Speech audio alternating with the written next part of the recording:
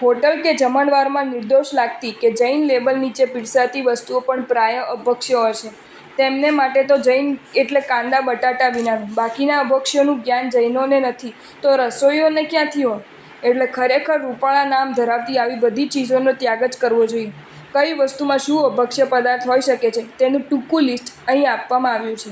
Tomato સૂપમાં માખણ, corn મકાઈ સૂપમાં આજીનોમોટો, white vegetable સૂપમાં ગાજર અને પાવ, પંજાબી સમોસામાં કંદમૂળ વાસી મેદો, ગ્રીન પુલાવમાં ફ્લાવર, બ્રેડ પુલાવમાં પાવ, સ્પેનિશ રાઈસમાં ચીઝ, નવરત્ન કુરમામાં પનીર ગાજર બટાટા, સ્પેગેટીમાં વાસી સોસ, પિઝામાં મેદાની વાસી રોટી, ચાઇનીઝ ફ્રાઈડ રાઈસમાં ગાજર આજીનોમોટો, રશિયન સૂપમાં માખણ, ચાઇનીઝ ફૂડમાં આજીનોમોટો જેમાં હાડકાનો પાવડર હોવાની સંભાવના છે, સેન્ડવિચ ભજીયામાં પાવ, નાનમાં વાસી મેદો માખણ, ટમટમમાં બટાટા, ફ્રેન્કીમાં પાવ ચીઝ, દહીં કચોરી પેટીસમાં દ્વિદલ, કોફતામાં પનીર પાલક બટાટા, ટાકોસમાં વાસી સોસ, કૃત્રિમ સિન્થેટિક દૂધ, detergent powder, caustic soda, urea વગેરે દ્વારા કૃત્રિમ દૂધ બનાવીને દૂધમાં ભેળસેળ કરવામાં આવે છે.